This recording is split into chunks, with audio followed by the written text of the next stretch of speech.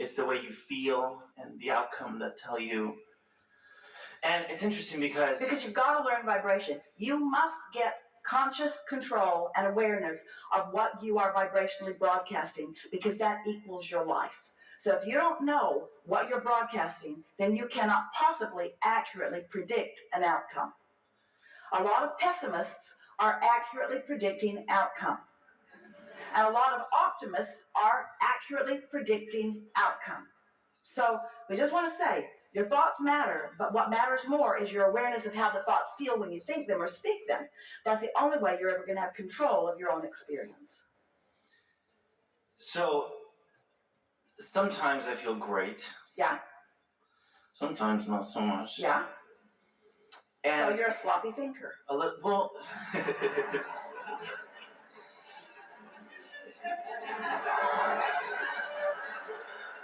and it's funny because I wouldn't define myself as that, but I must be. Well, we're just mostly having fun with you. Oh, makes you. But we want to get your attention. Yeah. In other words, sometimes I feel good and sometimes I don't feel so good. And we say, well, you already said, sometimes I think thoughts that don't feel good and sometimes I think thoughts that do feel good. And so then we want to say, then just think the thoughts that feel good. Okay, next. And you say, but wait, sometimes the thoughts that don't feel good are hard not to think. And we say, that's only because you let momentum go. So get up in the morning and think good thoughts longer. In other words, it really is an exercise. It's like practicing an exercise until your attraction muscle is the way you want it to be. There's nothing else to say about it, because what you want to say, here's the way to look at this. So here's the premise that we want you to accept, and we can feel that you mostly have. So this receptive mode that feels so good, when an idea comes to me from that mode, it plays out so beautifully.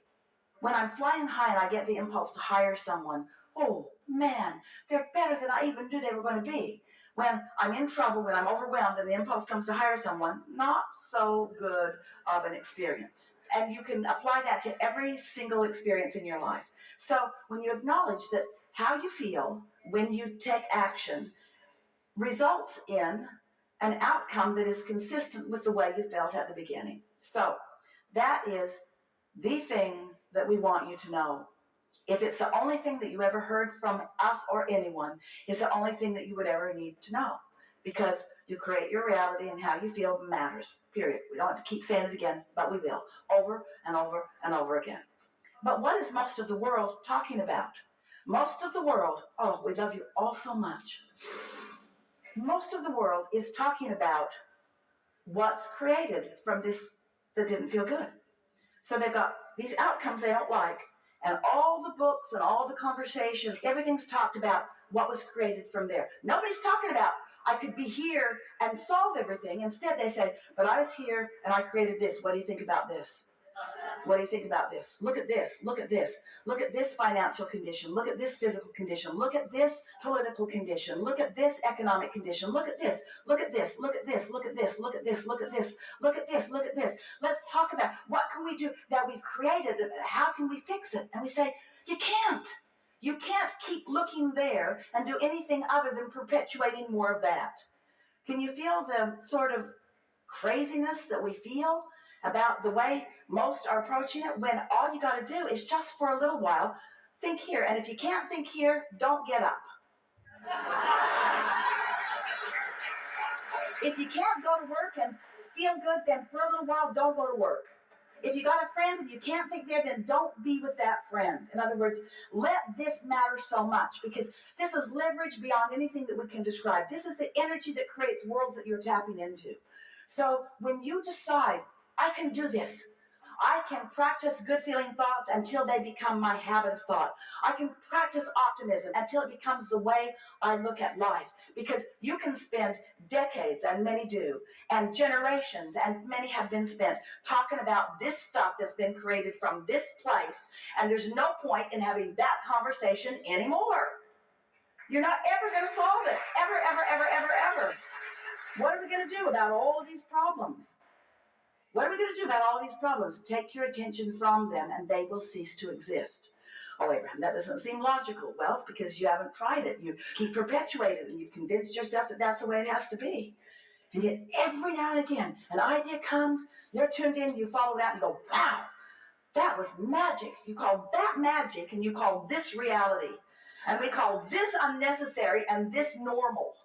And you call this normal, and we call this normal. And you call this the way it is, and we call this the way it is. We have differing opinions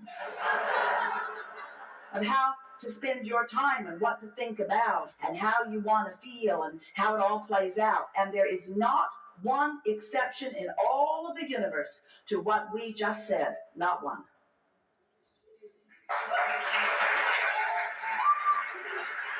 So, it sort of makes you want to say, sometimes I feel good and sometimes I don't feel good. And I know exactly what to do about it. Abraham, it was really nice visiting with you. I'm going to go get on with doing what I have to do because nobody else can do it for me. Yep. Rather than having a conversation about this. Yeah, pointless. Yeah. Is there an easier way to affect the emotion part a little? The easiest thing we know is to catch the momentum in the early stages and to be aware. Be aware matters most, and not beat up on yourself when you're in the middle of negative emotion. Just try to talk yourself off the ledge. Do your best to give yourself the benefit of the doubt. Be nice to yourself. That helps a lot. But the easiest way to get here and stay here, or to be consistently there, is to realize that when you wake up in the morning, that's your best shot. Because while you slept, the momentum subsided. And so it's much more likely for you to get hold of something that feels good and carry it out. And sometimes, Esther and friends had about 11 days together a few days back. And for 11 days, they were writing right here. And it was so interesting to watch. Everything yielded to them. Parking place, they were all over San Diego County, all over the place. And they never went anywhere, and they went 100 places that they didn't park right in front of where they wanted to be. It's like the universe cooperates. And how does that happen? Your impulse to go this way, your impulse to go this way, the amount of time you take moving through, your timing. Timing is everything. And since the source within you knows where you want to be and where you are and where everything else in the universe is in relationship, and knows what things are active and what things have to do with you and what things don't have anything to do with you, there is this universal orchestration on the biggest things and the smallest things that have to do with you.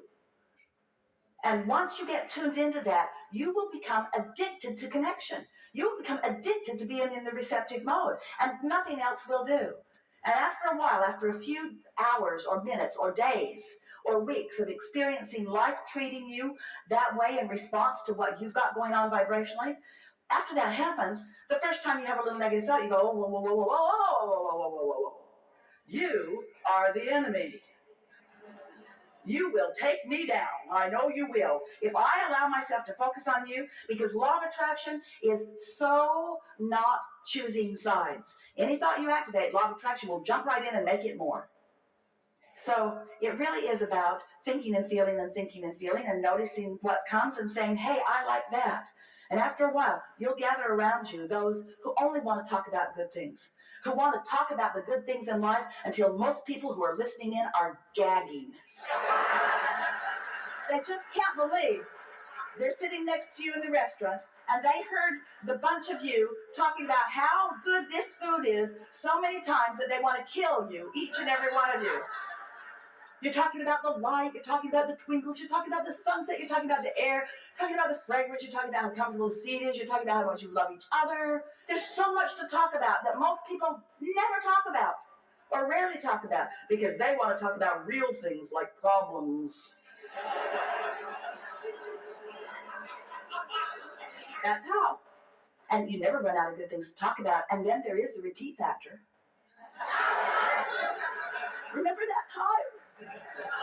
Remember that time that you said that and we all laughed and then everybody laughs again? It's like it just happened for the first time. Just reactivate that wonderful moment when everyone was brilliant and everyone was right on key. Yeah, that's how it's supposed to be. And you know, when you get your own little merry band of 1 or 2 or 3 or 4 or 5 or 10 going along like that, the entire universe of merry bands joins you. And you all become brilliant and your timing all becomes good and you just have this wonderful time. That's the way it is supposed to be. And if we were standing in your physical shoes or sitting in your physical fannies, probably a bad word somewhere. We would only talk about what we want.